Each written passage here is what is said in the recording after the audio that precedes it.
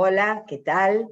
Hoy es lunes 14 de noviembre del 2022 y vamos a empezar la clase correspondiente a Psicología Comunitaria, Social e Institucional de la Escuela Superior de Medicina de la Universidad Nacional de Mar del Plata, y vamos a dar una clase de introducción al pensamiento de Michel Foucault, que es amplísimo, pero vamos a centrarnos básicamente en el concepto de panóptico, y en este libro, que se llama Vigilar y Castigar, que es un libro de los años 70, y vamos a tomar básicamente el capítulo de este largo y extenso libro. La obra de Foucault es muy amplia, este libro que tiene unas, yo que sé, casi 400 páginas, pero nosotros vamos a dar el capítulo 7 del libro, que se llama así, a ver si dice bien, el panoptismo, ¿sí?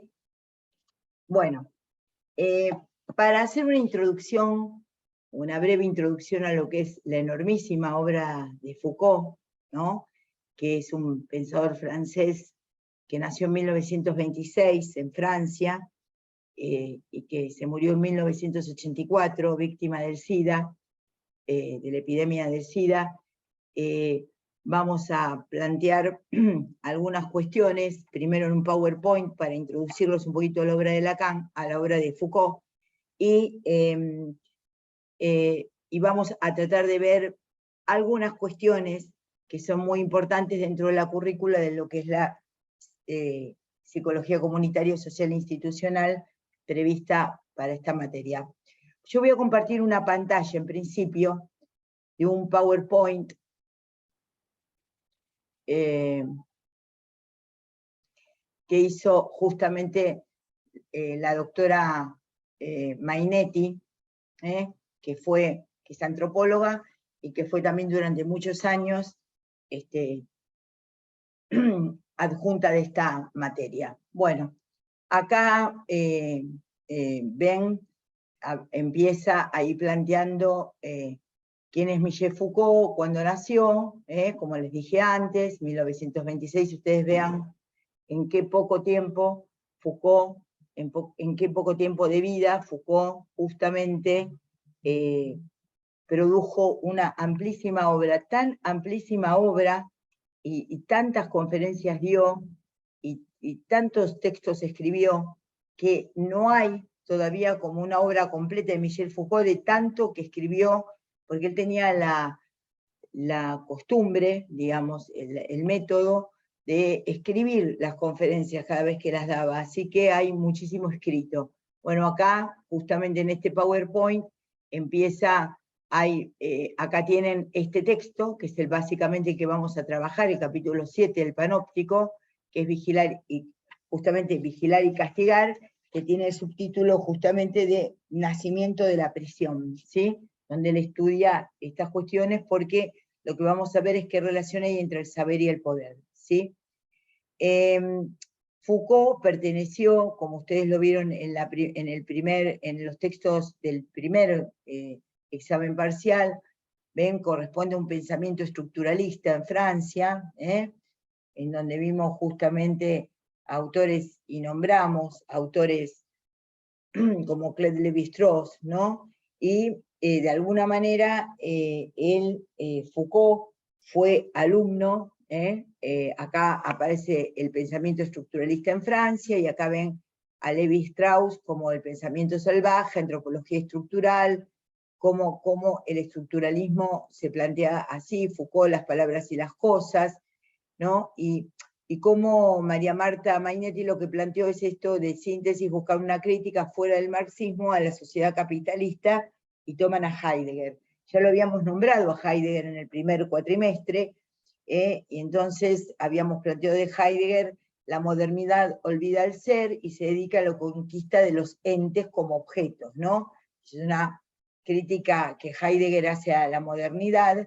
Acuérdense que la cita que habíamos tomado de Heidegger en su momento es: habitamos el lenguaje, somos seres que habitamos el lenguaje. Este movimiento estructuralista en donde se sitúa Foucault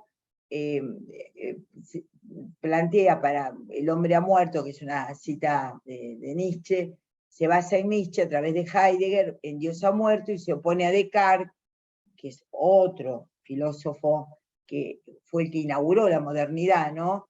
En esta cuestión de que algunas veces en el colegio secundario lo han visto, ego cogito ergo sum, ¿no? Y en donde sitúa al yo en un lugar de la historia del pensamiento, y bueno, esto de pienso, luego existo. Tanto Foucault como sus contemporáneos fueron muy influenciados por lo que fue el psicoanálisis. Entonces ya se había descentrado el yo, ¿no? Digamos, de las teorías que en ese momento instala Freud con el psicoanálisis, y aparece la idea del sujeto, ¿no? Pero con Lacan. Pero tampoco aparece el sujeto ahora como centro, empieza a ser el sujeto a ser interpelado. Entonces el sujeto pertenece a la trama histórica. El sujeto no es constituyente de la realidad, ustedes lo han visto en la realidad, ¿no? La construcción social de la realidad. Entonces justamente lo que aparece es que no es que la realidad surge de cada uno de nosotros, sino que la realidad se construye, y se construye a partir de discursos, a partir de ideas, y no es algo dado ni natural, sino que se va organizando según los saberes epocales y las epistemes de época, justamente como vimos en el repaso de la clase pasada. El sujeto constitutivo por las relaciones de la estructura. Bueno, no podemos dejar de ver a Foucault sin pensar en unos acontecimientos que en ese momento estaban apareciendo en Francia, en el 68, no sé si ustedes lo saben, aparece lo que se dio en llamar el movimiento de el Mayo francés, donde los estudiantes y luego los obreros, ¿no? Se salen a la calle tratando de intentar plantear un nuevo orden más justo, más socialista, y aparece el Mayo francés. Ahí ven ustedes los estudiantes en Francia, los que luego se suma la huelga obrera, y abajo ven justamente acá donde aparece Fidel Castro, bueno, el Che Guevara, entre otros, digamos, en donde aparece la idea de poder justamente digamos, generar un movimiento de cambio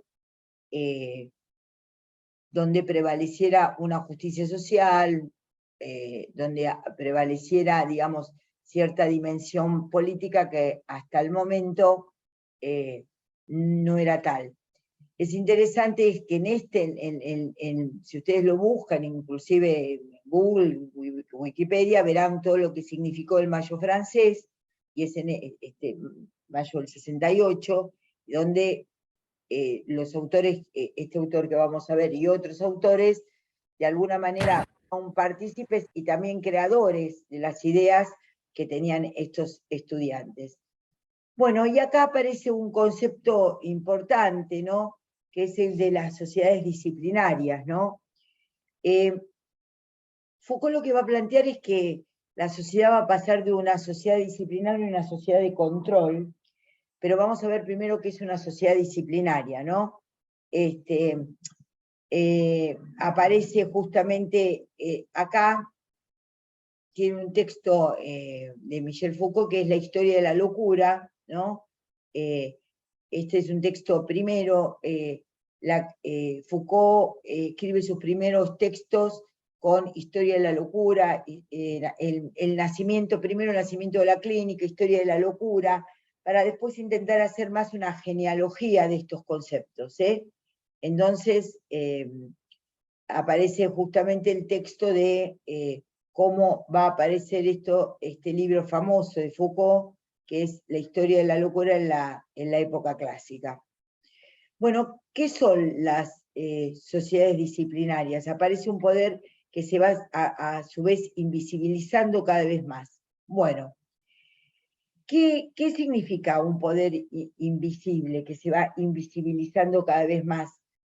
En el panoptismo, que lo vamos a ver dentro de unos minutos, pero vamos a empezar a definirlo ahora, hasta el momento el castigo a los culpables aparecía de una manera a modo de suplicio, digamos, aparece justamente en el texto de Foucault, Vigilar y Castigar, la idea de que antes digamos, en la antigüedad los criminales eran justamente castigados en forma corporal, ¿no? Aparece lo que es un concepto importante, que es el control de los cuerpos. Los criminales eran fustigados, ahorcados, ejecutados en la plaza pública, aparece un dolor infligido como castigo sobre el cuerpo. Pero lo que empieza a trabajar justamente Foucault es la idea de que puede aparecer un poder como un control invisible, y toma para eso una idea de Jeremy Bentham, que acá está, que es el panóptico, en donde Jeremy Bentham, que es un filósofo justamente del 1700 y pico, en donde plantea un tipo de estructura, y acá la ven bien, ¿no? Una estructura central en donde en lugar de el calabozo lo que se utiliza es esto que se llama panóptico, porque se va a pasar de la idea del calabozo en donde está oscuro, el llamado así delincuente es encarcelado en la manera en donde no se ve, en donde sufre de la oscuridad, sufre del aislamiento, a un sistema disciplinario, digamos, en donde el sujeto encarcelado está constantemente visibilizado. Y esto aparece en el sentido de que se necesitan pocas guardias, ven, ubicados en esta torre central, en donde pueden ver a todos estos detenidos de una manera particular. Entonces pasa justamente, aparece, el sujeto pasa a ser, el poder se torna invisible cuando las personas, los sujetos, se tornan cada vez más visibles. Entonces, pasamos de la oscuridad del calabozo a la transparentización, a la visibilización de estas personas que están constantemente con la sensación, y eso lo explica muy bien Foucault, de ser constantemente vistos, ¿no? Sin y lo dice de una manera muy interesante, ¿no? Dice el sentimiento de ser constantemente visto, ¿no? No es que a cada rector de la cárcel en este tratamiento que hace Foucault de lo que es la prisión, y ustedes dirán, ¿por qué nos darán esto en psicología comunitaria, social e institucional? Porque lo que tratamos justamente de transmitir, lo que trata la currícula de transmitir mediante el comentario del panóptico es cuáles son los controles sociales que operan en nuestra sociedad según las épocas en las que estemos viviendo. Bueno, y acá aparece esta invisibilidad del poder.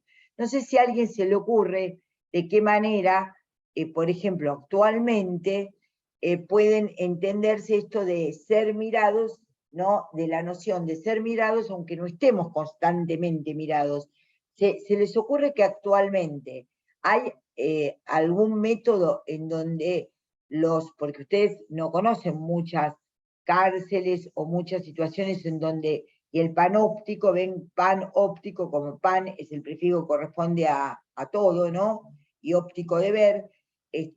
Ustedes se imaginan ahora a los pocos estudiantes que están hoy presentes, ¿no? Pero se les ocurre de qué manera hoy podría entenderse este panóptico, esta manera de ser visibilizado, mediante qué procedimientos actuales. ¿Se les ocurre, chicos y chicas, de qué manera somos vistos hoy, aunque no haya muchos panópticos? Lo ven constantemente por televisión. Basta con que prendan algún canal de noticias, sea de la ideología que fuere, y constantemente ustedes ven noticias que están tomadas desde las nuevas formas en que el sujeto es visto. ¿Cómo se ve esto? pueden advertir esto de la actualización de este ser visto? ¿Por quiénes somos vistos actualmente? ¿Por quiénes somos controlados mediante la visión de nosotros mismos? ¿Alguien se le ocurre alguna idea? Por los otros, o sea, por los demás, por las demás personas.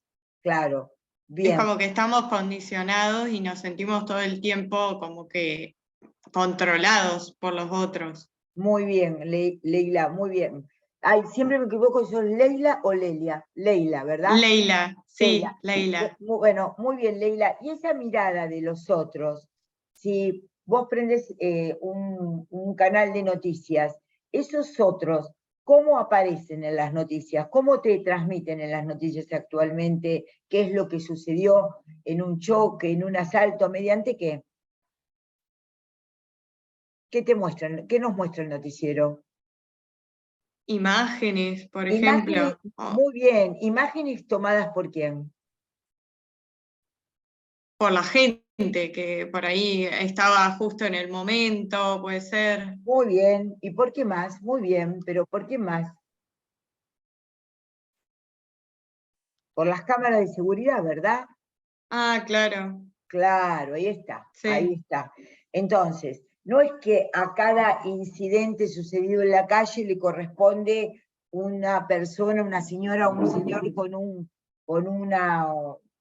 con la cámara de un celular, sino que hay cámaras que constantemente van enfocando nuestro cotidiano hacer, las películas también lo muestran, en los aeropuertos hay cámaras, constantemente estamos conectados con la visión de nosotros mismos por las cámaras. Y ahí lo que se ve justamente es esta relación que antes estaba planteando con el panóptico, porque no es que a cada incidente le corresponde un testigo, sino que las cámaras como centrales pueden ir controlando, no ya así los presos, pero sí a todos los ciudadanos en relación a nuestro accionar cotidiano.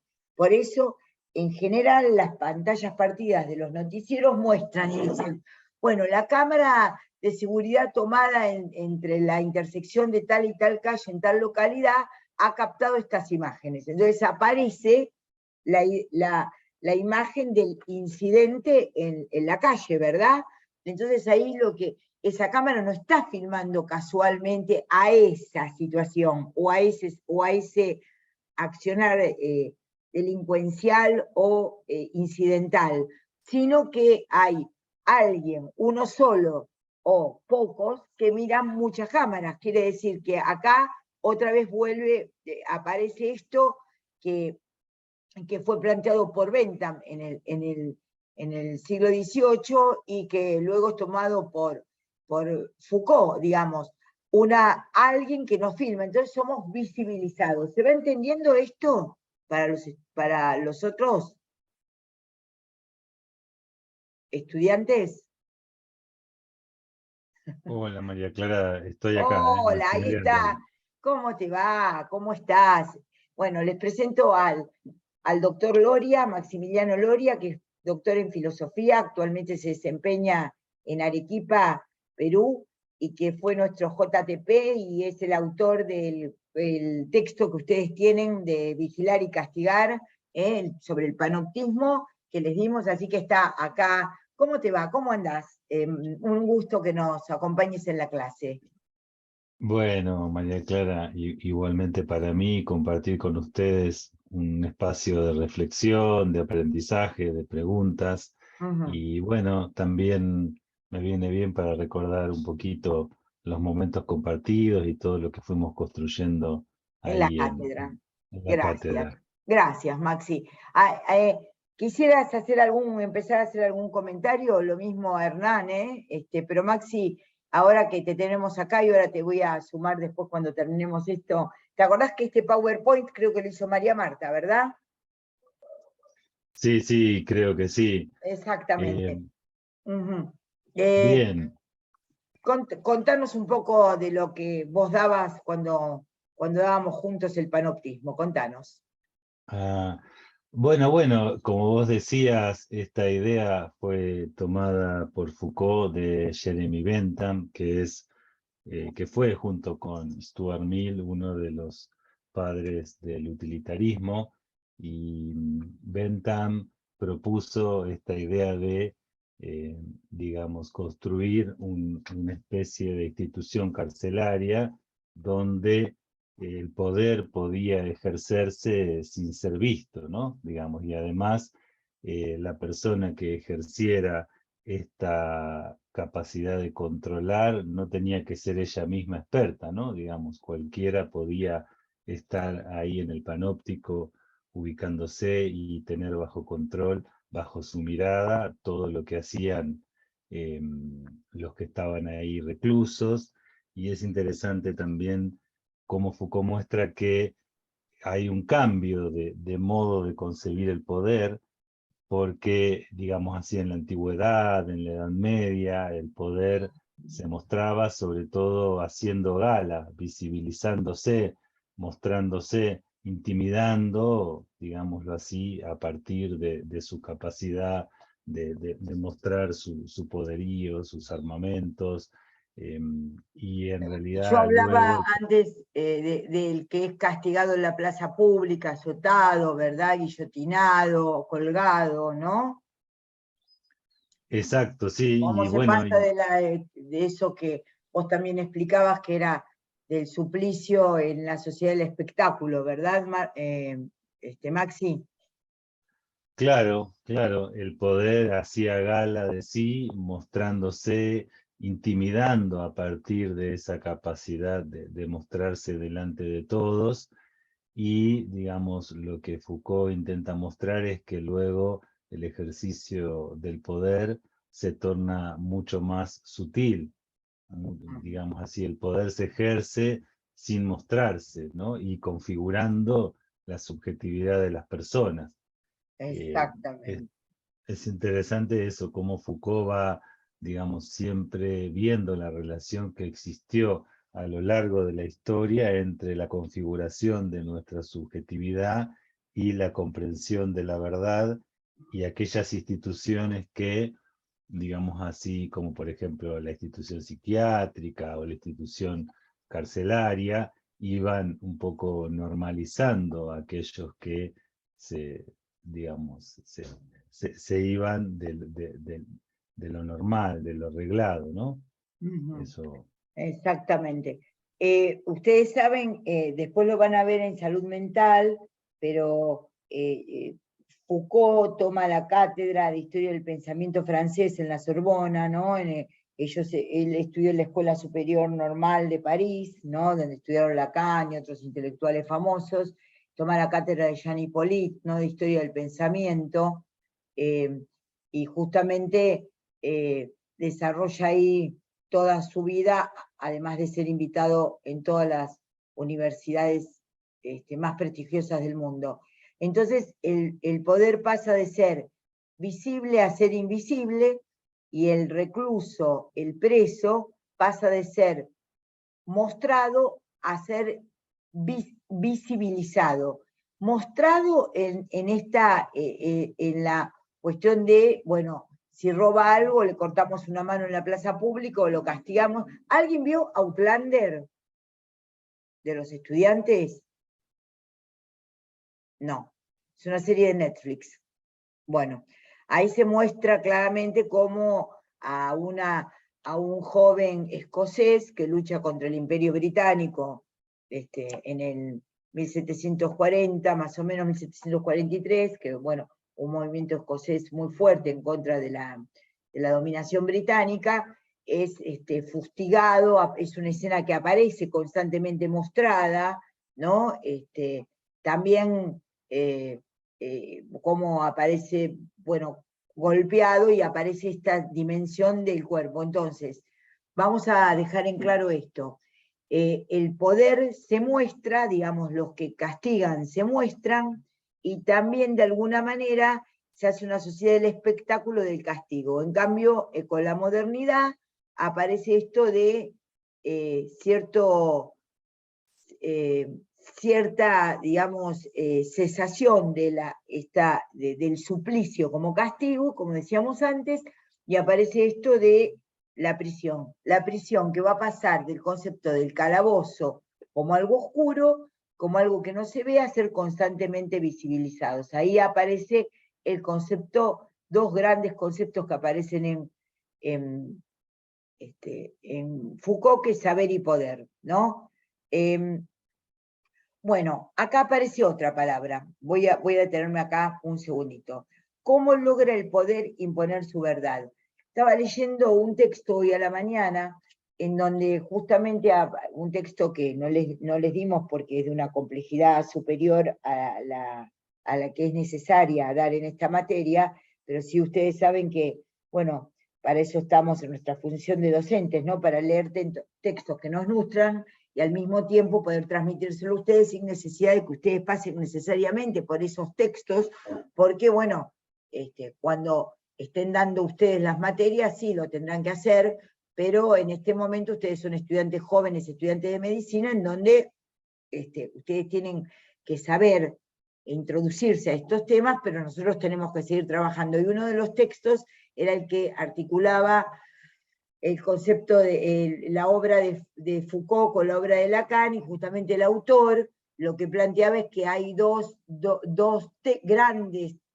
grandes conceptos que reúnen a Foucault y a Lacan, que son el concepto de sujeto y el concepto de verdad, ¿no? Que no es que siempre piensen lo mismo, pero que sujeto y verdad aparecen como dos conceptos estructurantes en la obra de ambos autores, de Lacan, psicoanalista, y de Foucault, que fue sociólogo, psicólogo, antropólogo, bueno, hay un famoso texto, es ¿qué es usted, doctor Foucault? Porque tuvo tantos títulos y se desarrolló tantas ideas que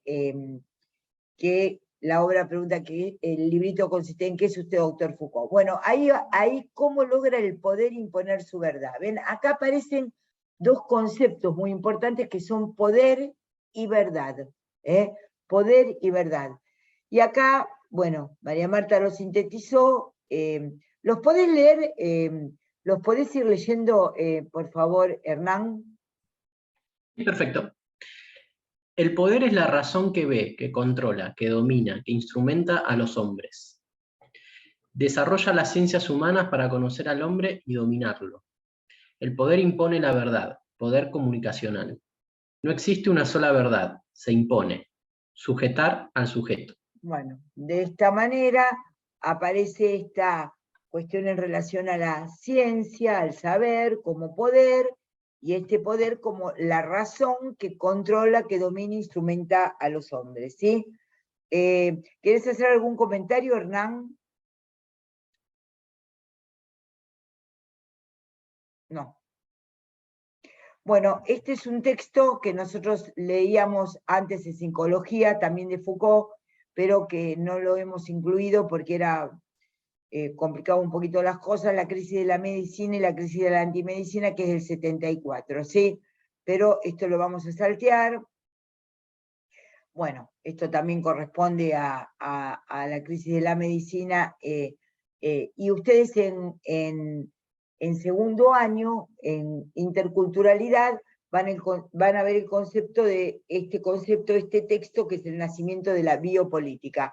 En primer año lo que van a ver de Foucault justamente es el concepto el concepto de sociedad de control. Vamos María a Clara. pasar, sí, un instante que voy a detenerme acá, sí, porque vamos a ver a somatocracia, que es un concepto que aparece en la crisis de la medicina, que toma Foucault.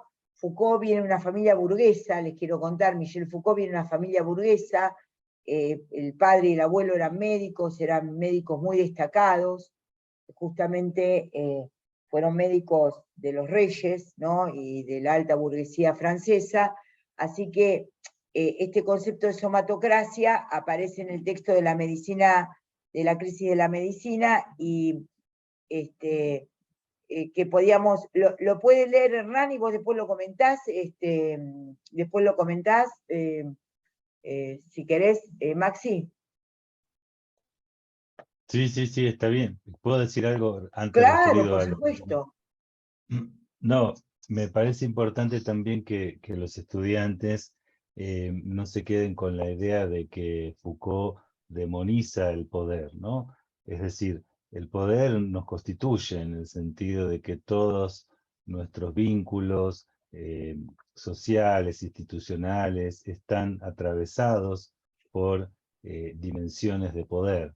Lo que Foucault critica sobre todo es cuando el poder queda estancado y construye una determinada visión de lo que la verdad es.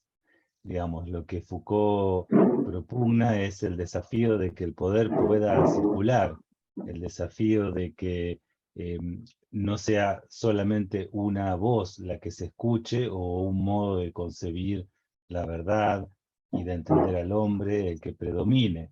Por eso Foucault también habla del desafío de realizar prácticas de libertad que suponen una liberación frente a esa hegemonía del dominio, pero que además luego de la liberación implica ¿sí? un trabajo sobre sí mismo para constituirse uno a sí mismo. No vale solamente, por ejemplo, liberarse de lo que se nos impuso en relación con la sexualidad, sino luego poder uno trabajar sobre sí mismo para, ejerciendo la libertad, constituirse a sí mismo. Pero el poder, digamos, no es algo que hay que demonizar, sino lo que hay que demonizar, entre comillas, para Foucault sería más estos espacios de dominación donde el poder está siempre de un solo lado. Ustedes piensen que esto que les dice Maxi también tiene que ver justamente con por qué se da este texto en primer año de una carrera de medicina. ¿Por qué se da Foucault? Quiero decirles que hay un video de Stanriver, de Darío Stanriver, en donde dice, y lo pasábamos en la facultad en su momento, donde dice, hasta en algunas privilegiadas carreras de medicina leen a Foucault. Bueno, así que ustedes se pueden sentir privilegiados porque en esta carrera de medicina leen a Foucault en 2 materias. Así que es como leen en Harvard, como leen en los países del primer mundo, los médicos también tratan de entender, introducirse a la obra de Foucault. ¿Por qué? Porque justamente el poder, que lo entendemos ahora como una teoría, un estudio sobre la prisión, va a tener que ver con todas las instituciones. Y la institución médica como tal, donde justamente se interna, se controla, se dice, tiene el médico en su práctica puede justamente ejercer un control de este tipo, un poder sobre el otro, y es como este lugar de poder que tiene la medicina es interpelado por Foucault, y entonces de esta manera ustedes tienen las bases filosóficas y las bases sociológicas para entender y para poder interrogarse, interpelarse a cada uno de ustedes en su práctica, en el sentido de que cómo la medicina puede ser una forma de control sobre el cuerpo. Creo que una forma privilegiada del control sobre los cuerpos. Entonces, justamente, esta sería la base epistemológica, la base filosófica para que ustedes puedan entender esto. Acá, si vos lees Hernán, dale, esta parte del power, donde Foucault ahí utiliza el concepto de somatocracia, ¿no? Sí. Foucault utiliza el concepto de somatocracia, refiriéndose al poder que se ejerce sobre los cuerpos, pero luego, ese mismo año en otras conferencias en Río de Janeiro, utilizará otro concepto que será muy propio de su pensamiento y que sus seguidores lo continuarán: biopolítica, un concepto muy discutido y analizado que refiere al control que ejerce el poder a través de la tecnología sobre los cuerpos, la vida, la muerte, la reproducción. Ese concepto de biopolítica, que es posterior al de vigilar y castigar, ustedes lo van a ver en segundo año, pero justamente estamos tratando de dar un paneo sobre las grandes ideas de Foucault para que ustedes se ubiquen en lo que van a ver este año y lo que van a ver el año que viene, ¿sí? No sé si esto que yo les digo en relación a en relación a esta idea, bueno, aparece la crisis de la medicina, el no saber ha dejado de ser peligroso y el peligro radica en el propio saber, ¿no? Justamente aparece en esta cuestión de las cuestiones de cómo aparecen. Después les vamos a subir este Power. Este Power tiene que ver, les vuelvo a decir, con el texto de la crisis de la medicina, que no lo pusimos como bibliografía porque era mucho texto para ustedes, pero que nosotros lo habíamos articulado a vigilar y castigar, ¿sí? Bueno, cómo, por ejemplo, aparece este concepto de la medicalización indefinida, ¿no? La salud se convirtió en un objeto de intervención médica, y acá aparece el concepto de autoridad médica, campo distinto de la intervención más allá de la enfermedad, en donde todo lo que aparece en relación a lo que es la normalidad.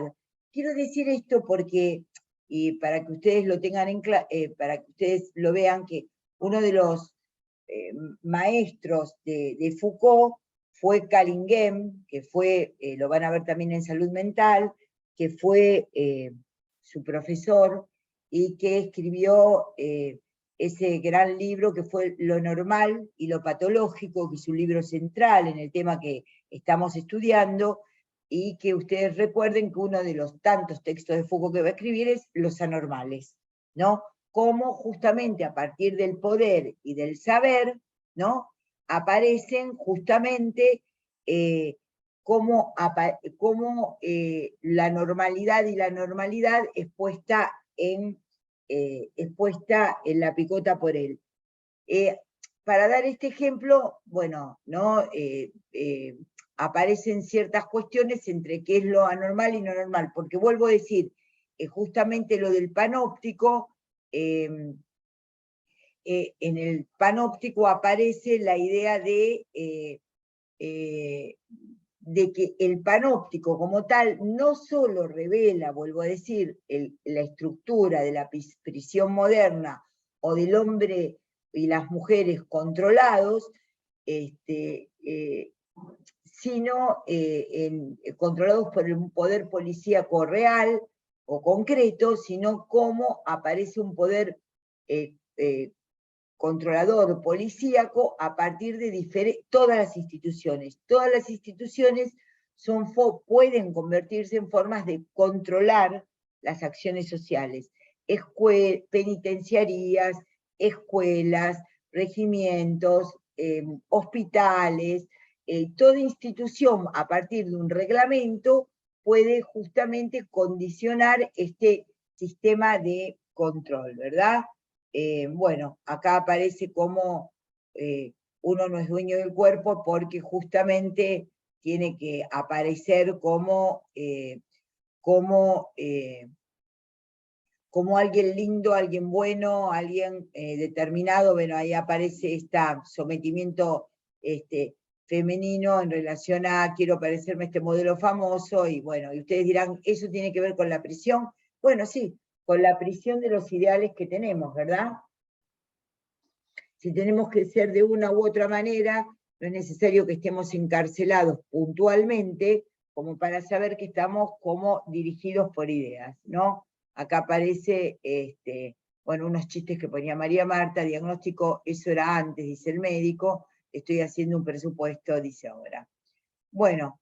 María Clara. Sí, sí. No, yo pensaba también en esta idea Sí. de cómo el poder se ejerce sin ser visto, en lo que, digamos, tiene que ver con la configuración del deseo, ¿no? Y un ejemplo me parece muy cotidiano y muy patente, tiene que ver con lo que está pasando ahora, por ejemplo, con el Mundial, o con el tema de, por ejemplo, de que todo el mundo, incluso gente adulta, obsesionada por completar el álbum del Mundial. Es decir, en algún sentido, el poder va ejerciendo, ¿sí?, sus mecanismos de control para que nuestro deseo se, digamos, configure hacia un determinado horizonte, y, digamos, dejemos de ver otras cosas que verdaderamente importan, ¿no? Como por ejemplo la injusticia social, o el hecho de que, digamos, eso, ¿no? Digamos, cómo se va configurando nuestro deseo a tal punto de que pareciera que el sentido de nuestra vida pasa por cómo va a salir Argentina en el Mundial, ¿no? Más allá de que Exacto. uno tenga el Tenga corazón ganas de que gane puesto, Argentina, exactamente. claro, pero es así como el poder se va ejerciendo sutilmente al punto de que antes lo que era, por ejemplo, para los chicos comprarle figuritas, ahora pasó a ser algo para, de hecho, yo tengo colegas que juntan acá en Perú las figuritas del Mundial, gente de mi edad. Los filósofos. Claro. Los filósofos de la figurita. Claro, exactamente.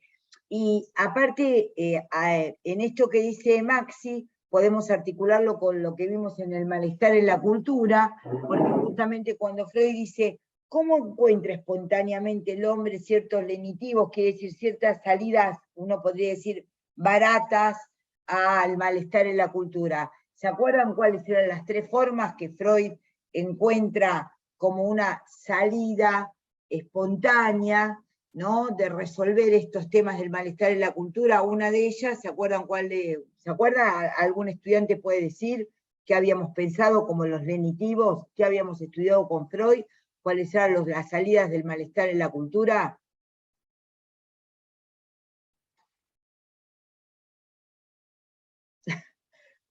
Bueno, uno justamente eran las potentes, ¿no?, las potentes distracciones, ¿no? Las potentes distracciones, justamente uno eran los narcóticos, otro las potentes distracciones y otro las formaciones sustitutivas. En las potentes distracciones, podemos decir que siempre en las potentes distracciones está jugado también el poder invisibilizado que nos pone por delante determinadas cuestiones en donde podamos distraernos de ciertos otros problemas. Y acá me detuve en esto, tengo miedo de los médicos que solamente saben medicina, que es de nuestro padre, podríamos decir, de lo que es la medicina con este enfoque social, que fue el doctor Ramón Carrillo. No tengo miedo de los médicos que solamente saben medicina. Entonces, como justamente la currícula innovada de medicina es transversalizada e integradora, e integrante, justamente estos temas están incluidos en esta materia, en psicología comunitaria, social e institucional, para que ustedes no sean médicos y médicas que solamente, ¿no? Ahí, si hablas, te puedo asociar al anclaje, por favor, ahí, Maxi. No estaba silenciado, María Clara. A ver si te busco en la vista, en la galería. Ahí está. Hola Sandra, ¿cómo te va? Sandra, cuando quieras participar, Sandra es socióloga, así que cuando quieras participar, estamos con vos. Entonces, me decís si te incluyo. Entonces, justamente aparece esta idea, ¿no?, de vigilar y castigar, pero ustedes ven que es mucho más amplia, ¿no?, y que justamente, gracias al orden médico, el orden médico es un texto de Jean Clavrel, que lo escribe también, es un psicoanalista francés que lo escribe más o menos alrededor de los años 60, justamente aparece tomando estas ideas de la época, de los años 60-70, justamente la idea de que el orden médico es un orden que de alguna manera pone orden, ¿no?, ejerce un determinado poder en cómo pensar y qué pensar, ¿sí? Entonces, cuando ustedes piensen en vigilar y castigar, y un estudio sobre el nacimiento de la prisión, tienen que pensar en todas las formas metafóricas que aparece la prisión como tal. Será de alguna manera conducido por un determinado poder. Y como bien dijo Maxi, no tiene que ver necesariamente con un poder demonizado, pero sí con la idea de que, así como también lo vimos y vamos a articular con las representaciones sociales y con la construcción social de la realidad, vuelvo a decir, no percibimos a los otros, ni percibimos las cosas que hay a nuestro alrededor desde una tabula rasa, desde una percepción limpia, sino que estamos de alguna manera ordenados por los medios de comunicación, ordenados por ciertas situaciones discursivas en donde nos llevan a pensar de tal o cual manera. Podemos decir quiénes son los malos, los buenos, gracias a los que los comentan justamente en la televisión, por ejemplo, o en TikTok, o cómo se impone una idea, cómo se va imponiendo la idea, si la democracia es buena, si no es buena, si estamos mejor o peor que antes que hubiera democracia. Son lo que en un momento les expliqué que actualmente se llama agenda setting, ¿no? En el sentido de poder ir mostrando cómo se imponen los temas de los cuales hablamos. No es casualidad que si uno busca cuáles son los temas que aparecen más habitualmente, por ejemplo, en Twitter aparecen tales temas, bueno, porque hay formadores de opinión, y esos formadores de opinión, que también son las redes, hacen que de alguna manera estemos hablando de algunos temas y no de otros. Entonces, cuando estudiamos vigilar y castigar, justamente entendemos que vigilar y castigar también puede convertirse en un como devenir médico. Entonces vamos, ¿querés agregar algo, Sandra? No te escucho. No, María Clara, no, seguí, por favor. Bueno, muy bien. Entonces, en el texto que ustedes tienen ahí, sí que lo tienen que leer, aparece la idea, ¿no? Primero aparece una primera idea de cómo antes de que este poder aparezca invisible, digamos, el poder aparezca como invisible y los vigilados absolutamente visibilizados, esto queda claro, antes de eso aparecían otras formas de control. Y para explicarnos ese pasaje de cómo aparecen ciertos métodos de control, lo que está en juego es lo que Foucault va a presentar como define lo que es el panóptico, pero va a tomar como ejemplos previos a esto dos situaciones. Uno es cómo fue controlada, cómo se ejerció el poder para los enfermos leprosos y cómo se ejerció el poder durante la peste para justamente plantear ciertos controles para que esto no se expandiera. Puede parecer que el objetivo, la idea desde el cual está planteado, haya sido más o menos benevolente, pero la cuestión es que él toma la estructura de estos controles para ver quiénes después nos podemos constituir en, y esa es la idea de metáfora que les explicamos en el primer cuatrimestre, podemos constituirlo sin saberlo en leprosos metafóricos o en apestados metafóricos y se ejerzan sobre nosotros cierta situación de poder. Bueno,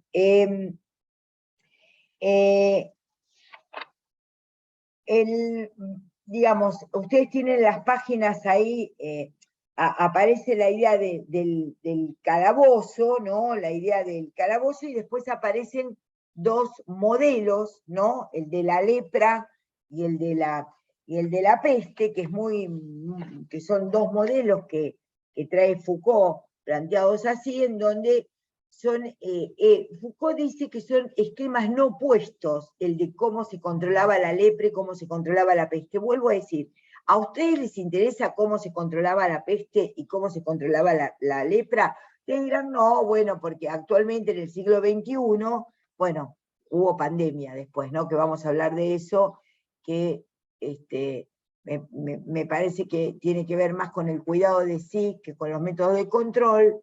Me parece que ahí hay que establecer una diferencia cuando se dictaminó el ASPO, que era el aislamiento social preventivo obligatorio, porque ahí teníamos que tomar conciencia de que no habiendo vacunas, como en un momento no hubo vacunas, la única manera que teníamos de cuidar y de cuidarnos era justamente sentirnos, como está el texto ahí de la pandemia, vulnerables y peligrosos todos, y necesitamos tener que aislarnos para cuidarnos. Eso se intentó desde una política gubernamental de salud, digamos, poder hacer que tomásemos conciencia, pero lo que aparecía en épocas anteriores, digamos, para el control de las epidemias, le permite a Foucault lograr la estructura de lo que es el control mediante dos métodos que él dice, no son opuestos, ejercen el poder, son complementarios, no necesariamente opuestos, pero sí vamos a ver disimilitudes, las diferencias entre uno y otro. Hernán, ¿querés agregar algo? Pensaba esto mismo que decías, María Clara, en el poder de lo médico, ¿no? Como, no solo volviendo a este mismo ejemplo de estandarización de los cuerpos, sino como hoy la misma medicina se transformó en un especialista en normalizar cuerpos, ¿no? El control del zinc, hay que hacer meditación porque hay que descansar, hay que tomar medicación y suplemento vitamínico, hay que adelgazar, hay que bajar el colesterol. Tengo alto el colesterol malo, pero bajo el colesterol bueno, tengo que comer omega. Bueno, toda esa lógica, que puede ser muy interesante porque viene detrás muchas veces del nombre de la ciencia, de la medicina, se ha transformado también en una forma de ir controlando normatividad, ir contorneando, digamos, los estándares de lo médico, ¿no? Muchas veces a costa de, no solo de grandes esfuerzos, sino también muchas veces de la mano del capitalismo, ¿no? En muchas de estas, Claro. ¿no? Cómo se crean instancias de control, ni hablar incluso en cómo, no sé, tenemos los dispositivos, ¿no? Las bandas que controlan la presión cardíaca, la presión respiratoria, el tipo de sueño, si sueño bien, cuánto de ese porcentaje es sueño profundo, cuánto de ese porcentaje es sueño liviano. A medida que la medicina se va instalando como una forma particular de ejercer el poder, nosotros lo vamos incorporando en nuestra cotidianidad, ¿no? Uno cree que monitorea su salud, y detrás de eso, por más que muchas veces ya haya resultados positivos, incorporamos de tal forma, ¿no? las normas de lo médico que van contorneando y van en algún punto ejerciendo ese poder. Hay que dormir más temprano, porque si no dormimos más temprano, no logramos adquirir esa cantidad de horas de sueño necesarias.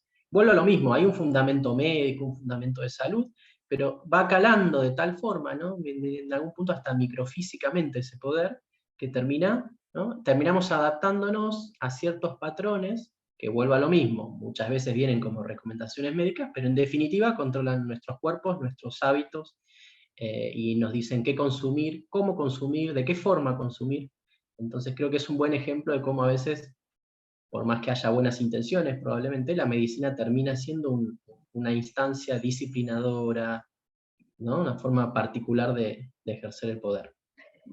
Y ustedes fíjense como algo que aparece como muy bueno y planteado como uno de los ideales, que es el desarrollo, por ejemplo, del deporte, lleva a que gente, ¿no?, y muchas veces consulta, esté como totalmente obsesionado, podríamos decir, y hasta a veces lesionado por ciertas prácticas del deporte que están destinados a deportistas de élite, ¿no? Pero hay que correr tal maratón, hay que desarrollar tanto ejercicio médico por día, tanto ejercicio, físico por día, ¿no? Hay que no parecer vieja, hay que no ser gorda, hay que ser de tal, lo digo en femenino porque esto en general en el cuerpo de las mujeres ha tenido una incidencia fortísima, ¿no? Entonces justamente como hay prisiones reales y también prisiones simbólicas.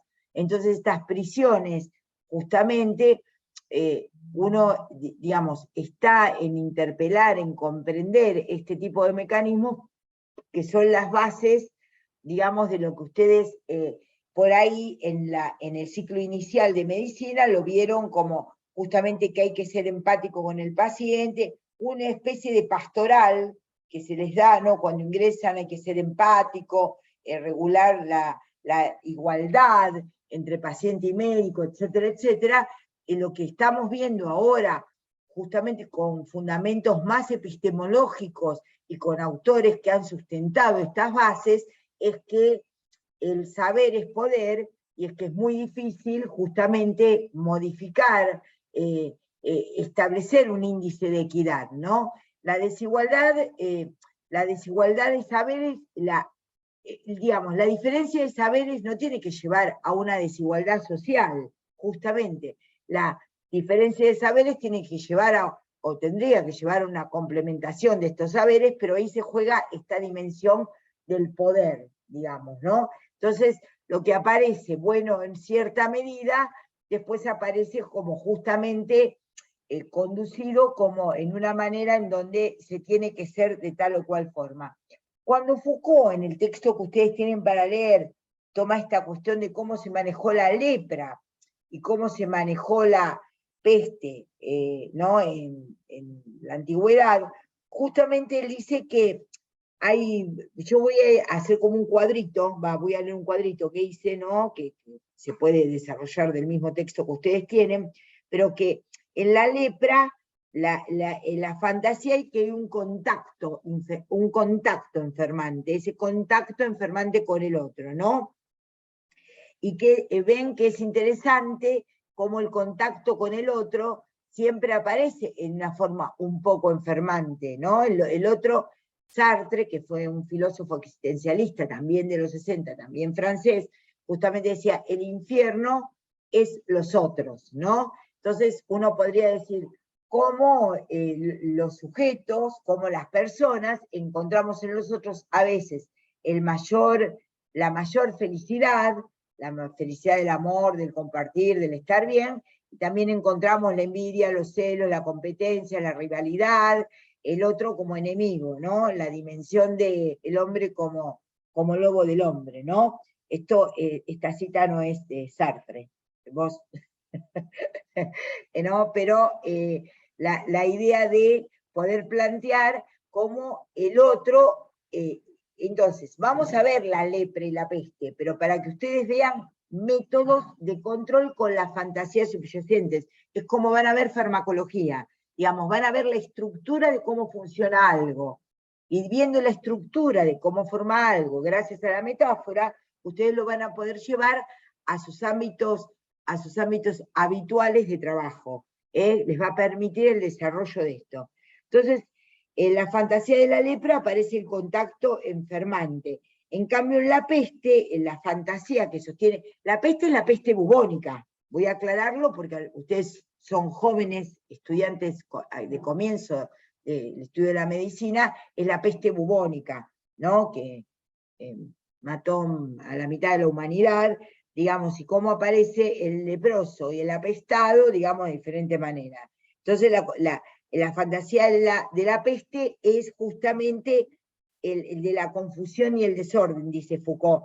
Y, por ejemplo, en la lepra, los rituales contra los cuales aparece esto otro que puede enfermarnos, o cómo nos puede enfermar el otro, para la lepra aparece la exclusión y el exilio. ¿Quién no ha visto alguna película, ¿no? En donde los leprosos son exiliados, se les ponía una campana, un cencerro en el cuello, y a medida que se acercaban, los otros iban huyendo de las ciudades, ¿no? Digamos, a los leprosos se los exiliaba de la ciudad. Ustedes piensen en todo lo que implica los métodos. Es muy sencillo, por ejemplo, en los hospitales públicos polivalentes, siempre los servicios de salud mental, antes de la ley de salud mental, aparecían separados del resto de los servicios. Es muy interesante. Ahí puede verse un pequeño exilio, ¿no? Un exilio exterior, a no estar integrados. Ven que esta fantasía de la lepra como exclusión y exilio pueden también verlo en los procesos educacionales, en donde antes de que se produjesen leyes de integración, los niños y niñas que tenían dificultades, digamos, que no entraban en lo que sería la curva de Gauss del aprendizaje, del proceso de lectura y aprendizaje, eran exiliados y eran llevados a escuelas especiales. Ahí ven cómo se ve, por ejemplo, la lepra sirve para ver la lepra, son exiliados de la ciudad en la antigüedad, pero cómo al recortar la estructura y ver el procedimiento, este procedimiento se puede ver en la actualidad o se puede ver en procedimientos sociales actuales. Entonces aparece con la lepra el exilio, que se vaya lejos, que se ponga a distancia. Y justamente en la peste, lo que aparece como el ritual en contra de la peste bubónica es el encierro. Entonces, cómo aparece una reticulación de la ciudad, cómo aparece el encierro, cómo aparece el concepto cuarentenal, en donde aparece de otra manera, que sea encerrado. Ahí pueden ver todas las prácticas, por ejemplo, las prácticas, no les estoy hablando de la antigüedad así tipo, ¿no? Ni de la historia medieval, en el cual es especialista Maxi, de filosofía medieval, sino la idea del encierro, en donde cualquier persona que tenga un trastorno mental, por ejemplo, es rápidamente encerrado para controlarlo. Bueno, la ley de salud mental ha tratado de resolver que el encierro no sea la única respuesta, aunque a veces sí se requiere internación psiquiátrica, y yo sé, porque trabajo en hospitales públicos, porque mi formación es psiquiátrica, que a veces es necesario internar. Pero lo que es importante es saber que internar en lo que corresponde a la salud mental no se convierte en un encierro. Yo creo que hay que diferenciar cierta internación que es beneficiaria para el paciente en su momento de crisis y para la familia del encierro. Una cosa es, creo que tenemos acá, y gracias al texto de Foucault, podemos, o me permite a mí pensar, que no toda internación tenga necesariamente la estructura cerrada de la estructura de castigo que tiene el encierro. Bueno, con respecto a la lepra, aparecen justamente, por ejemplo, sueños políticos. ¿Cuál es el sueño político que sustenta la idea de la lepra? Es la comunidad pura, una comunidad pura de algo. Por ejemplo, los que les gusta ver películas de guerra o los que saben algo de la Segunda Guerra Mundial. Por ejemplo, ¿qué se les ocurre cuando yo les digo que Foucault dice que el sueño político que sustenta el modelo de la lepra es la comunidad pura? ¿Se acuerdan de algo que ha sucedido no hace mucho, por ejemplo, en el mundo, con respecto a poder pensar una comunidad pura? Bueno, el nazismo y el fascismo fueron justamente, claro, ahí está, muy bien, Celeste, muy bien, mantener la raza aria. Por ejemplo, la Segunda Guerra Mundial, ¿no? La Segunda Guerra Mundial, los judíos, los judíos,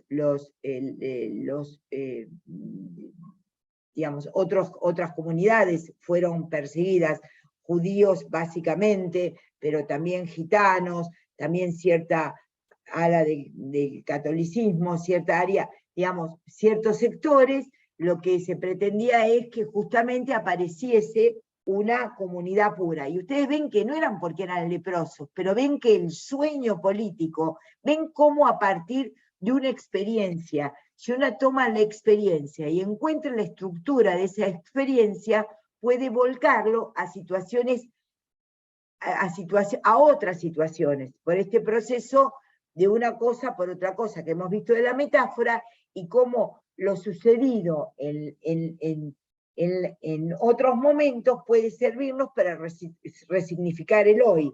Ven que esta idea del sueño político de la comunidad pura que aparece en el control de la lepra, no solamente apareció en la antigüedad, sino que aparece cada vez que ciertos, como decía Maxi, ciertas cuestiones en donde el poder reconcentrado o el poder autoritario o el autoritarismo empieza a tratar a alguien como leprosos. Ustedes después lo van a aprender en infecciosas, ¿no? Pero, bueno, infecciosas yo lo digo como lo cursé yo, pero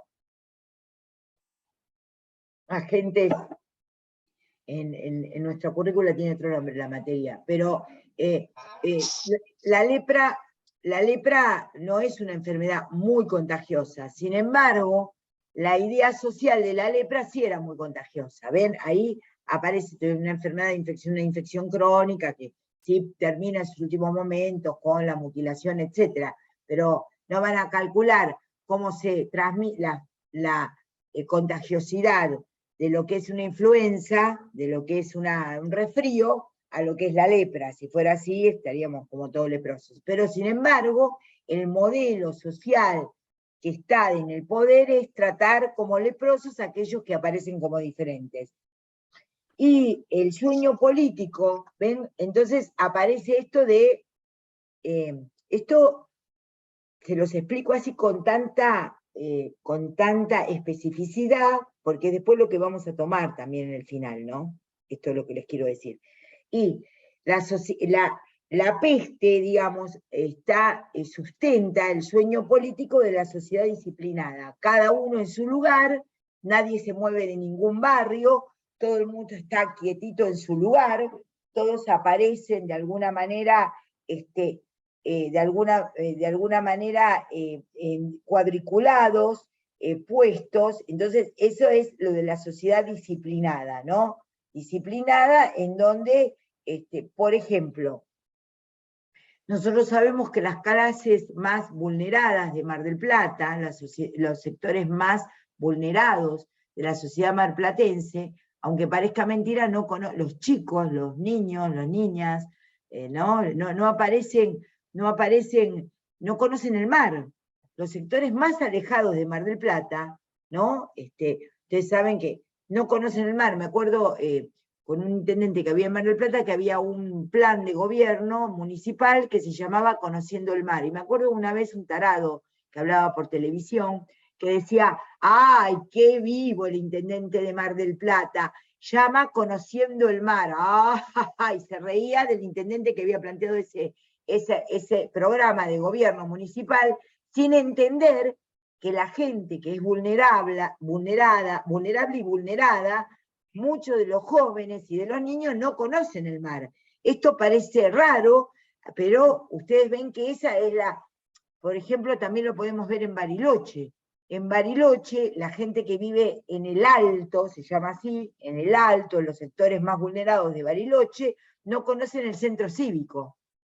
No pueden bajar al centro cívico. Esa es una sociedad, justamente, que también lo vieron con Rodríguez Alzueta, en ese concepto que se llama gentrificación, ¿no? Gentry en inglés, que justamente cómo se van dividiendo las ciudades por su poder económico y social, y se van armando, de alguna manera, barrios.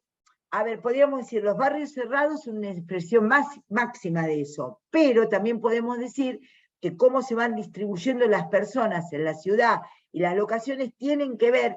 Todo barrio de última es un barrio cerrado, podríamos decirlo en un extremo. ¿Por qué? Porque no es lo mismo vivir en las afueras de Mar del Plata, donde hay un problema de transporte público para acercarse a ciertos lugares, que vivir en lugares más de moda o más chetos dentro de la misma ciudad. Entonces, ahí ven que la idea de la peste, de una sociedad disciplinada y cada una en una cuadrícula, se puede aplicar a la peste, pero también se puede aplicar a lo que vivimos cotidianamente. Lo que vivimos cotidianamente es que por ahí hay sectores que les cuesta llegar mucho a otros lugares. ¿Se va entendiendo esto que voy diciendo? Para los estudiantes, que cada vez son pocos, pero no sé si se fueron los otros, pero se va entendiendo cómo son modelos extremos, el de la lepra y la peste, pero ustedes tienen que entender, cuando leen, que cuando están leyendo algo, eso debe ser resignificado, puesto a punto, entendido, para entender nuestra sociedad actual, porque tienen absoluta vigencia esos modelos. Aplicar, hay un axioma o una forma de decir, Maxi me corregís, ¿no? Pero para novedad los clásicos, ¿no? Dice, para novedad los clásicos. Entonces, ¿quiénes son los clásicos, los verdaderos autores? Aquellos que dan ideas que les persisten a su propia vida y nos permiten, aunque hayan sido escritos unos años atrás, tornarlos vigentes en una realidad diferente. ¿Por qué? Porque se ha encontrado la estructura de eso, entonces se puede aplicar a lo que está pasando ahora. Entonces ven que este reticulado que aparece en la peste, aparece es el reticulado social que se vive con barrios que tienen acceso a diferentes cuestiones o a no. María Clara, Sí, dale, ayúdame. no, creo que estas dos metáforas, como vos decís, son sumamente significativas para entender el poder como dominación. Es decir, por un lado nos proponen la idea de una adentro y una afuera, ¿no? Con la lepra. Hay alguien que está adentro y alguien que está afuera. Y esto también se pone de manifiesto en el hecho de que siempre hay un discurso de lo políticamente correcto y uno, más o menos conscientemente, tiene miedo de decir algo que lo ponga afuera, ¿no? Que lo ponga en el bando de los que están afuera, que lo ponga en el bando de los leprosos, digamos. El poder se ejerce sutilmente de este modo cuando instala un discurso políticamente correcto. Y por otro lado, con el tema de la peste, me parece que se pone de manifiesto en lo que hoy se entiende como atomización social, ¿no? Es decir, por un lado, digamos así, nos venden la idea, que bueno, que vos la conocés mucho mejor que yo, de la autorrealización, que ya no hay nada dado a partir de lo cual yo pueda realizarme, sino que yo tengo que ser el constructor de mi propia vida, de mi propia concepción de lo que quiero, pero por otro lado tenemos gente que, digamos, dejó a un lado los, digamos así, los modos tradicionales de realizarse como persona, pero se somete a paradigmas de consumo, a paradigmas estéticos, como vos nos mostrabas en las imágenes del PowerPoint, ¿no? Es decir, creyendo que somos libres, porque nos liberamos, por ejemplo, de los modos tradicionales de concebir la moral, nos liberamos del hecho de que ya no hay un orden de las cosas dado al cual yo deba adecuar mi vida, pero por otro lado nos sometemos a paradigmas de consumo, a paradigmas estéticos, y lo que hace el poder es precisamente atomizar, es decir, es el modelo de la peste, atomizar. ¿Por qué? Porque en el fondo el hombre es un ser esencialmente comunitario y se realiza siempre junto con otros y gracias a otros. Pero cuando el vínculo social está fragmentado y las personas se sienten meramente individuos, como vos decías también, los otros ya no son compañeros de ruta, son competidores, son enemigos, son personas que vienen a, digamos, a poder quitarme lo que yo tengo, ¿no? Eso, o sea, son dos metáforas que siguen plenamente vigentes. Exactamente.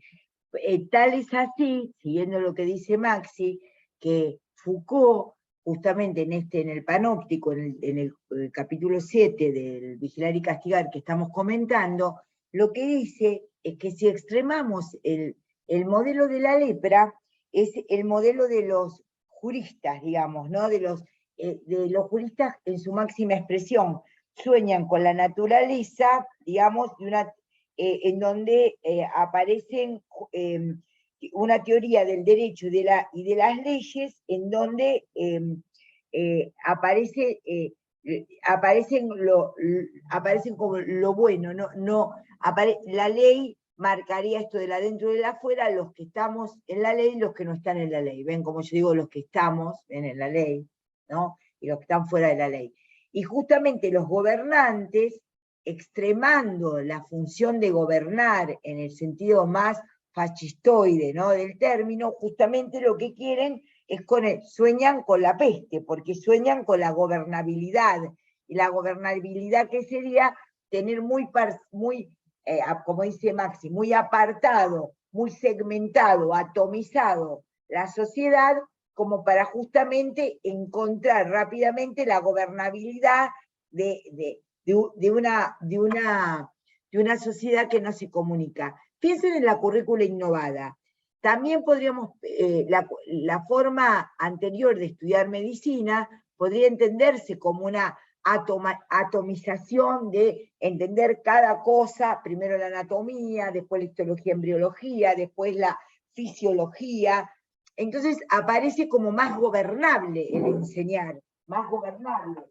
¿cuál es el desafío de la currícula? Justamente plantear cómo es la anatomía del brazo, cuál es la fisiología del brazo, qué puede acontecer, digamos, a ver, si les enseñan miembro inferior y cintura escapular, una cosa es mostrarles cómo está armada la cadera, y el año que viene la cadera, lo que es el muslo, después la pierna, el año que viene ven la fisiología, el otro año ven la patología. Si ustedes lo ven como más integrado, claro, requiere más pensamiento, requiere más trabajo de parte de los docentes y de parte también de quienes están aprendiendo, ¿no? Pero, por ejemplo, es interesante saber que si yo sé que el cuádriceps es extensor, ¿no?, del muslo, ahí me pongo de pie, del muslo, bueno, lo manejo mal esto, del muslo, ¿no? Es extensor del muslo, bueno, cuando yo veo una persona que está caminando y hace este movimiento, es porque justamente tiene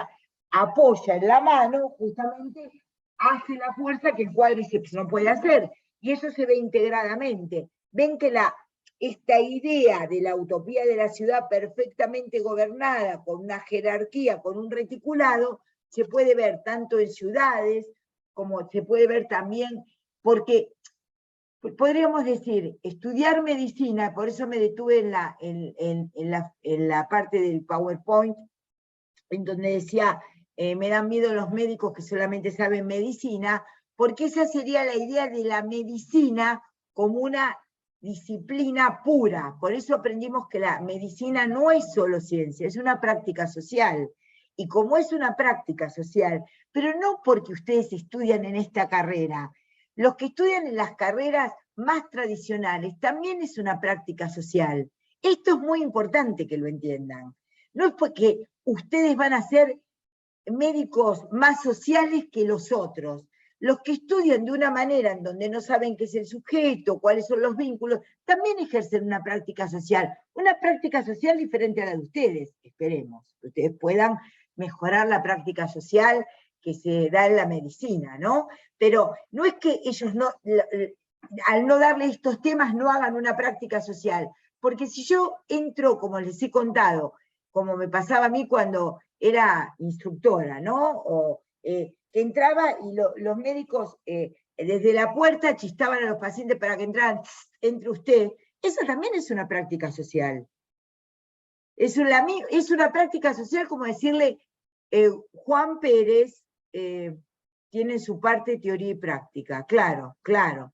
Sí, nosotros, claro, la docencia es una práctica también, muy bien, Claudia Manso creo que fue la que habló, la que escribió, sí, claro, la docencia es una práctica. Entonces, no es que eso de que ustedes van a ser médicos sociales, cuando me dicen los taxistas, ¿qué van a ser médicos sociales? Digo, todos los médicos, señor, son sociales.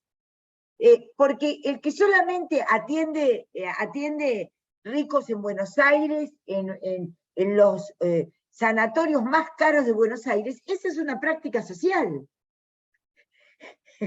No deja de ser una práctica social. Será una práctica social para privilegiados, pero no deja de ser una práctica social. Si no pareciera que el estudiar transmitiendo que van a ser médicos con una orientación generalista es una práctica social. Y el pensar que van a ser hiperespecialistas no es una práctica social. Eso lo vamos a tomar en el examen. Vamos a anotarlo. Son prácticas sociales diferentes. ¿Me explico lo que digo? Si alguno está despierto, que no seamos Marcos Aymar, Sandra Piccinini, Hernán y Maxi. ¿Se entiende esto? Claro. Porque no hay que ser, gracias Claudia, Manso, no hay que ser tan salame de pensar, bueno, entonces nosotros tenemos la práctica social y nosotros no tienen una práctica social. Sí, es una práctica social dirigida. Leí la que decís, nosotros seríamos más conscientes de la sociedad para formarnos. Claro, y sí, seríamos más conscientes de lo que son prácticas sociales, porque hemos pensado más, o porque hemos pensado más sobre esto, ¿se entiende?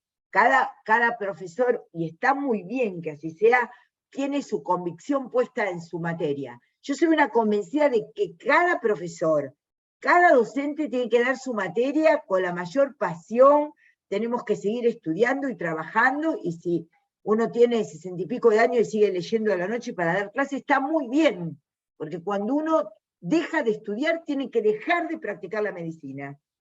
Tiene que dejar de hacer su práctica. Cada uno tiene que formarse en su práctica. Y para eso hay que estudiar siempre. Siempre hay que estudiar.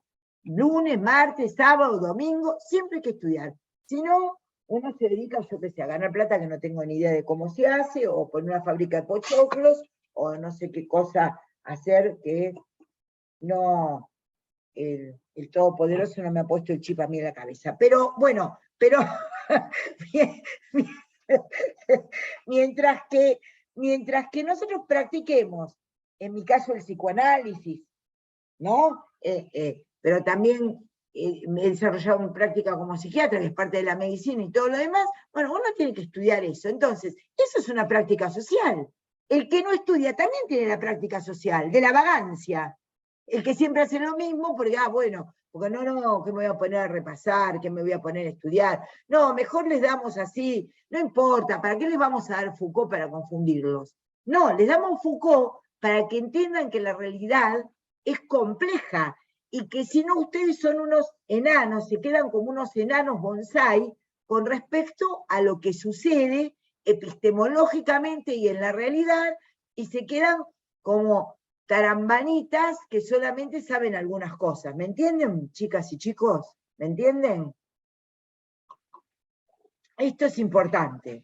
Nosotros somos unos convencidos de eso. Somos unos convencidos, somos sujetos de la historia y sujetos de la razón. No nos cabe ninguna duda de eso. Y entendemos que tenemos que transmitir estas cosas. Nosotros también, para corregir ciertas prácticas, si no actuaríamos como máquinas, si nos dejaríamos llevar exactamente por lo que hace la multitud. Ahora, en lugar de multitud, Leila, ¿cuál es tu apellido, Leila? Que como sale Leila, ¿cuál es tu apellido? Briandi. Leila Briandi. Claro, Leila, ahora en lugar de multitud aprendiste otra palabra. Aprendiste por lo que manda el poder, ¿entendés? Y sabés que multitud no es multitud, sino relación entre saber y poder. ¿Te gustó? Ahora ya aprendiste esto, ¿me entendés? Por si no, la multitud, porque vos vas a hacer una multitud, no sé, a comprar una entrada para ver Coldplay, también es una multitud, pero bueno, no sé qué harán, no sé cómo se habrán vendido las entradas, tampoco yo no compré, obviamente, pero bueno, pero el tema no es lo que hace la multitud, sino lo que elige poder saber te está condicionando a hacer. Ahora ya aprendiste eso. Antes pensabas que era la multitud. Está muy bien. Gracias, porque esas cosas nos ponen muy contentos, porque hace. ¿Algún otro estudiante tiene algún comentario para hacer sobre esto? Porque obviamente que vamos a tener que seguir la clase que viene, que es feriado, pero el 28 de noviembre el 21 es feriado, no hay clase, pero el 28 vamos a tener que seguir con esto. Pero ¿entienden esto que les estamos enseñando en relación a el modelo de la lepra, el modelo de la peste, como dice Foucault, no los crean opuestos, son modelos de control, ¿no? Modelos de una sociedad disciplinar. A ver si lo digo bien, qué piensan Hernán y Maxi. A medida que se va invisibilizando más las prácticas de poder, ¿no? Se va llevando más de una sociedad disciplinar, digamos, en donde el máximo nivel de la sociedad disciplinar por ahí es el suplicio, el castigo así físico, el azote, ¿no? a los condenados, a una sociedad de control más invisibilizada, ¿no? Digamos, un control del cuerpo, un control de lo que fue llamado gobierno de las almas. Me parece que esto está correcto plantearlo así. ¿Ustedes qué piensan?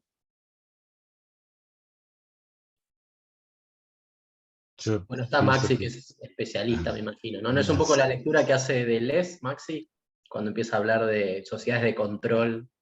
¿No? Claro, sí. Bueno, yo creo que es así, en la medida en que el poder se hace más sutil, se ejerce de un modo más, digamos así, no tanto sobre los cuerpos, sino sobre el alma, y va configurando la subjetividad de las personas.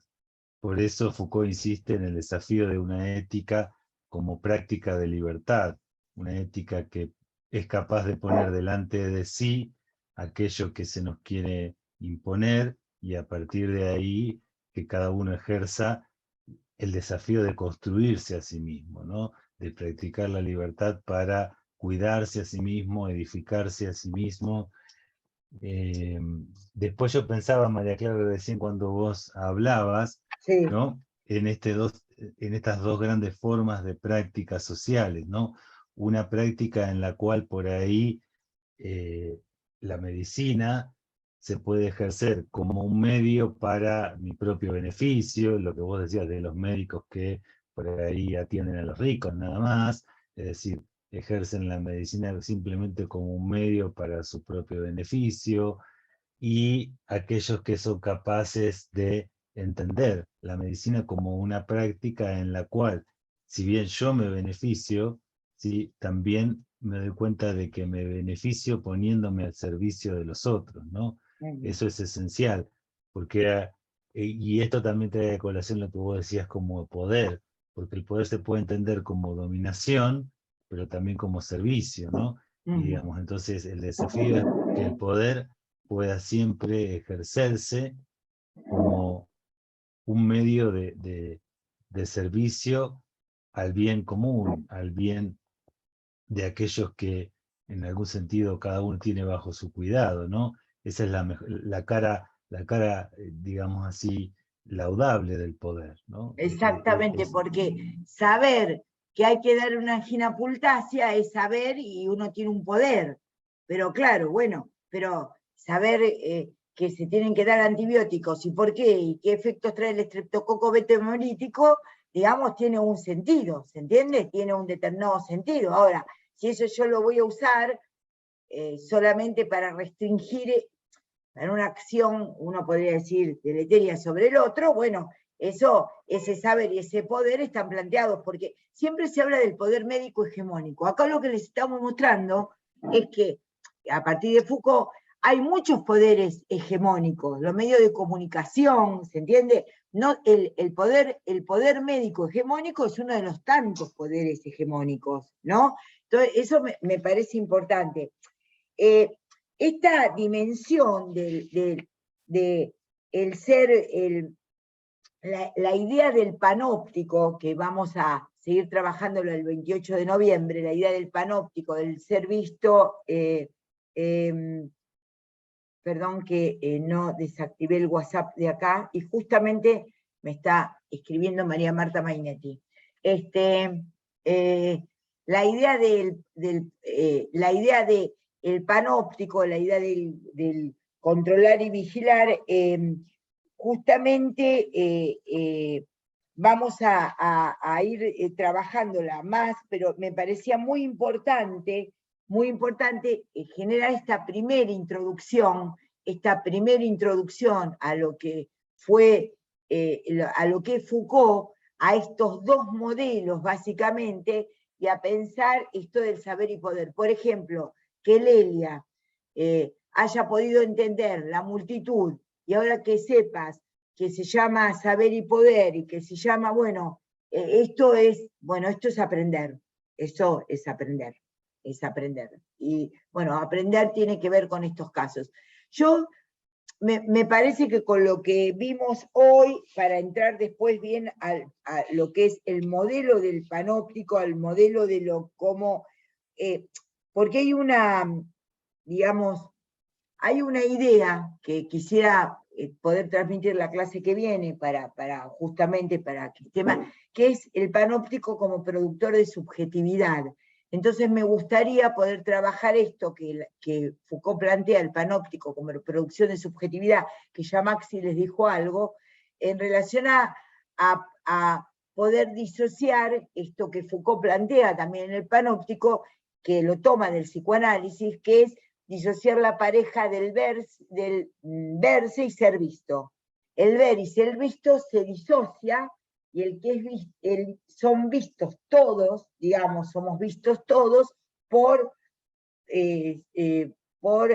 lugares centrales en donde, como muy bien les explicó Maxi, tienen que ver con una idea muy sencilla de uno que mira una cámara. Todos hemos visto las películas donde están los canas así sentados leyendo el diario y están un montón de cámaras ahí funcionando. No, eso es un panóptico, la idea del cana gordo, tomando café y fumando, y ve todo lo que pasa ahí, y siempre está el bueno que puede zafar, ¿no? Del panóptico. Vieron que ding, ding, ding, ding, ding, ve cómo puede salir el protagonista de la serie, puede zafar de eso. Pero uno podría pensar, un gordo, ¿no? Un tipo, ahí ven gordo, ahí la representación social de gordo, pero los canas están planteados así, porque nosotros son los detectives que corren por la ciudad, y son atléticos y lindos, pero ahí el que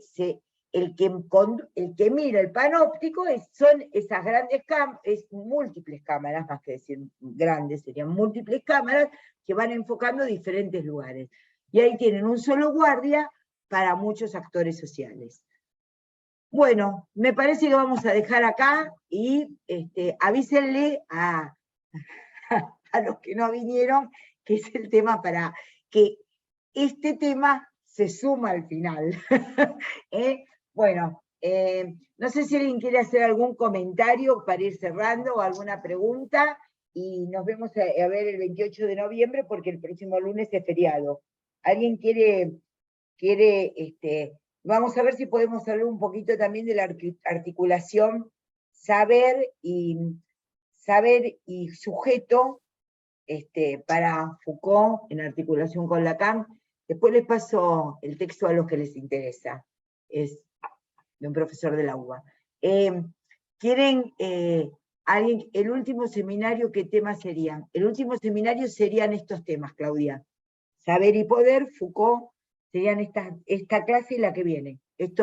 Con esto daríamos por terminado el dictado de la materia, después viene el repaso, ¿sí? Pero esto es un tema que no les incluimos en el segundo parcial, para que pudieran, en una síntesis, dar el segundo parcial en esas 10 preguntas que les tomamos del choice, y puedan ahora, pero ahora van a repasar primero el segundo parcial, más Foucault, que se agrega en el final. ¿Me entendés? Para no recargarles el segundo final, porque ustedes estaban muy exigidos con otras materias. ¿Se comprendió cuál fue la idea? El final es el 23 de diciembre. ¿Sí? Bueno. Después les vamos... bueno, muy bien. Bueno, si esto es todo, nos despedimos del gran doctor Foucault, ¿sí? Del gran Michel, ¿sí? Hasta el 28 de noviembre. Lean la ficha que tienen ahí, no la ficha, el texto que tienen subido en el campus, que es Vigilar y Castigar, ¿sí? El capítulo 7, que comienza acá, que está el panoptismo, ¿sí? Acá está como 3 el panoptismo, pero porque copiamos, es exactamente del texto, yo lo verifiqué, es este texto, pero está armado de diferente manera. Tienen que leer el panoptismo. Y si alguno alguna vez quiere leer Vigilar y Castigar, bienvenido sea. Bueno, gracias Maxi por haber participado. Bueno, gracias por ha sido un haberme gusto volver invitado, a María verte. Clara. Gracias Hernán. El Saludos 28 a por ahí todos. también puedes participar, ¿no Maxi? Sí, nos mensajeamos y con gusto Muy compartir bien. con ustedes. Bueno, Un beso.